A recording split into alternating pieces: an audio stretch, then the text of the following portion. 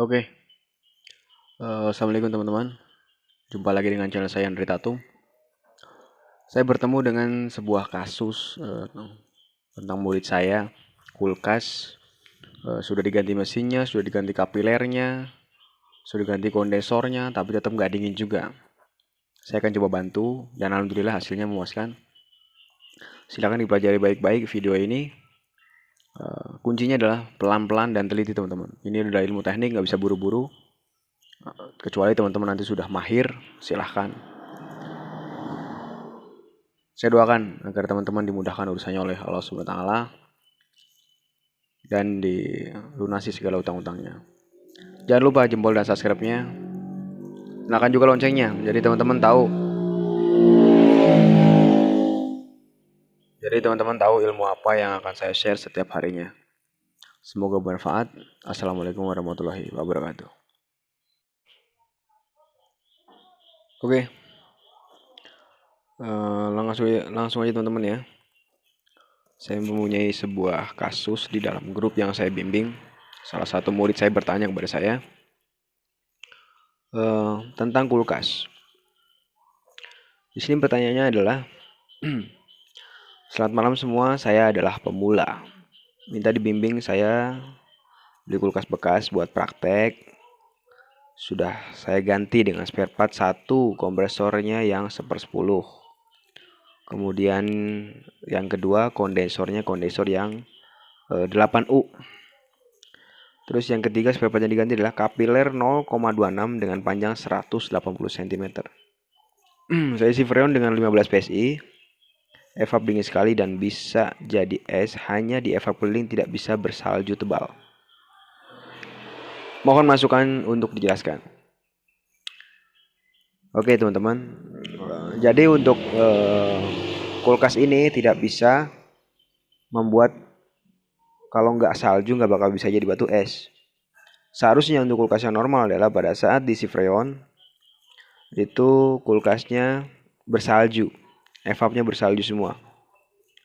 Kenapa kasus ini bisa terjadi? Akan saya coba rinci teman-teman. Dari kasus dari cerita si bapak ini adalah si kompresornya itu udah kembar. Maksudnya kompresor bawaannya memang 1/10 bukan 1/8. Kompresor bawahnya 1/10 digantilah dengan yang 1/10, berarti sudah benar. Jadi kompresornya sudah sesuai contoh. Masalahnya adalah dia memakai kondensor 8U. Seharusnya untuk kasus ini kondensornya dikasih yang 10U. Sebentar. Ini kondensornya teman-teman. Nih, ini namanya kondensor. Harusnya memakai kondensor yang 10U. Kita hitung di sini 1, 2, 3, 4, 5, 6 dan sampai 10. Ini pakai yang 10U teman-teman. Jangan pakai yang 8U. Kenapa Mas Andre? Kalau dipakai yang 8U, nanti efeknya adalah proses evaporasinya kurang bagus. Proses bikin freon menjadi dari cair ke padat itu, liquid ya, dari liquid ke gas itu lama, kurang maksimal. Yang terjadi adalah kalau misalnya seperti ini kurang maksimal, kurang efektif, berakibat kepada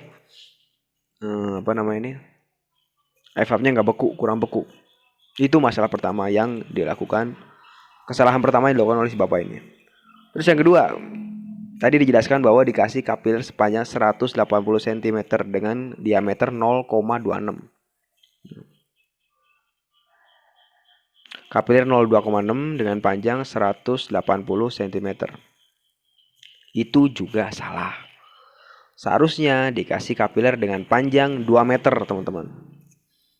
Panjangnya harusnya 2 meter ya, bukan 180 cm. Dikasih panjang yang 2 meter.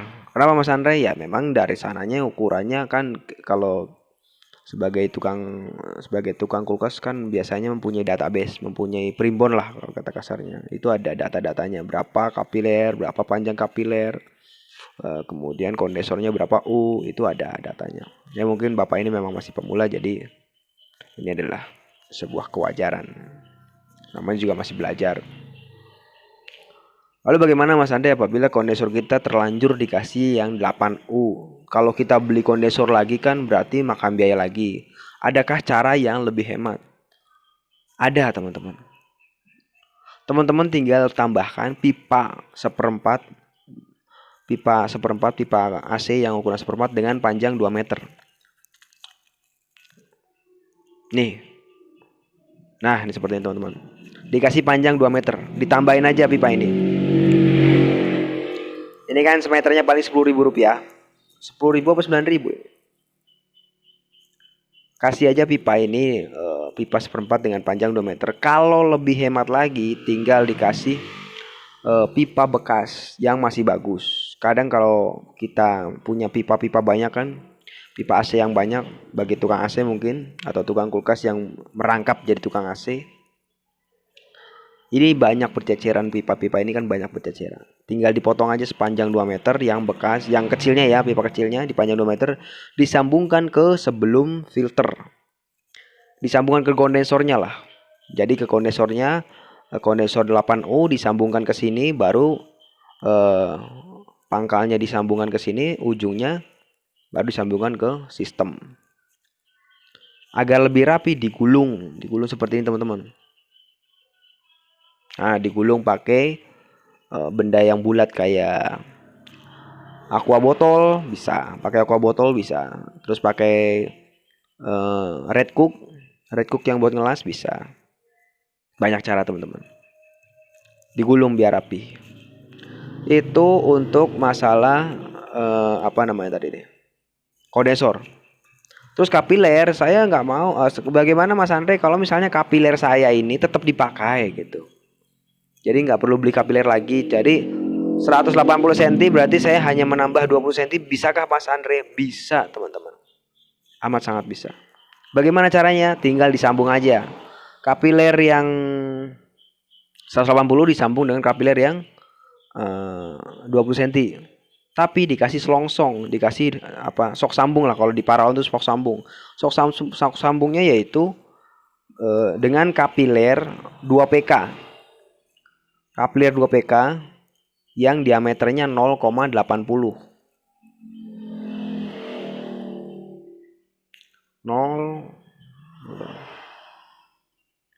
Diameternya 0,80.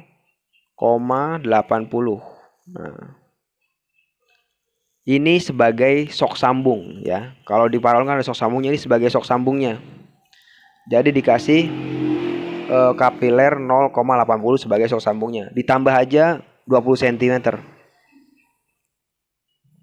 Jadi teman-teman nggak perlu beli kapiler baru lagi sepanjang 2 meter. Nggak perlu lagi beli kondensor sebanyak 10U. Itu boros. Cukup seperti ini aja. Kapiler, kondensor sudah ya. Kemudian selanjutnya teman-teman, kalau ini udah paham, langkah ketiga adalah ini adalah cara yang kalau misalnya teman-teman sudah bisa memakai cara ini, maksudnya sudah bisa dengan seperti ini, silahkan. Tapi kalau misalnya masih belum dingin juga, sampean pakai cara saya. Di sini saya punya cara yaitu memberikan kapiler buntu. Di sini kan kapiler dari filter kapiler 2 ya.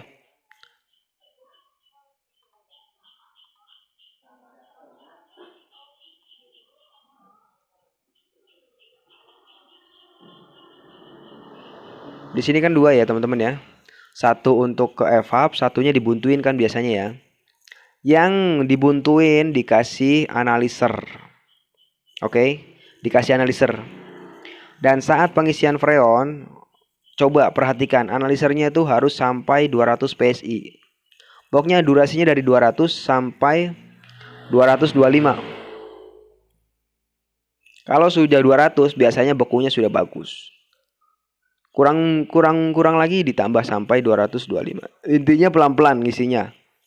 Low pressnya dari 15 PSI sampai 20 PSI. 25 PSI. Kalau 15 PSI sudah dingin, stop. Kalau 20 PSI sudah dingin, stop. Sudah normal gitu, stop. Pokoknya akurasinya dari 15 sampai 25 PSI. Selanjutnya teman-teman, silahkan lakukan hal ini. Ini udah paham ya. Pada saat teman-teman ngisi preon, ini kita anggap EVAP-nya seperti ini ya. Ini kan EVAP-nya seperti ini nih. Ini dikasih gerdus. Oke. Ini sekelilingnya dikasih gerdus. Sekelilingnya dikasih gerdus nih. Nah, ini dikasih gerdus. Lalu ini sekelilingnya dikasih gerdus. Usahakan ini ditutupin gerdus semua nih teman-teman nih. Tutupin gerdus semuanya nih. Kenapa Mas Ande kok harus ditutupin gerdus? Agar si preon ini, si EVAP ini bisa cepat beku. Karena kita tahu sendiri untuk gerdus itu fungsinya sama seperti styrofoam. Kalau misalnya teman-teman dikasih gerdus, maka proses evaporasinya itu cepat. Lebih cepat dari sebelumnya. Dan ini bisa membuat waktu teman-teman, waktu mengerjakannya juga lebih cepat dan hasilnya lebih maksimal. Kalau misalnya sudah beku, sudah rata bekunya, tinggal dilepas gerdusnya. Alhamdulillah dengan 1 sampai 4 ya. 1 sampai 4 ini ilmu yang saya berikan kepada Bapak ini alhamdulillah berhasil. Dia sudah laporan ke saya dan sudah berhasil, sudah normal kembali. Ingat teman-teman, ini adalah ilmu teknik. Jangan buru-buru mengerjakannya dan pahami betul. Dan apabila teman-teman udah dapat ilmu, itu segera ditulis. Jangan dibiarkan, nanti lupa lagi. Jadi kalau misalnya teman-teman dapat kasus yang sama, teman-teman bisa buka primbon, buka buku catatan gitu. Ingat, ikatlah ilmu dengan menulisnya. Jadi setiap ada ilmu yang datang tuh ditulis, jangan dibiarkan saja, nanti lupa. Mungkin cukup sekian teman-teman yang bisa saya sampaikan. Semoga teman-teman paham dengan apa yang saya share hari ini. Ingat, pelan-pelan dan teliti. Semoga bermanfaat. Assalamualaikum warahmatullahi wabarakatuh.